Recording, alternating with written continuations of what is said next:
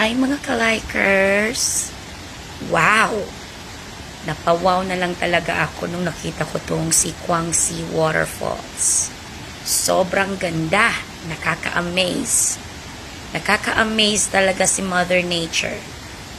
Ang Guangxi Waterfalls po pala ay makikita sa Luang Prabang, south po ng Luang Prabang, siguro mga 40 minutes away, sa Laos.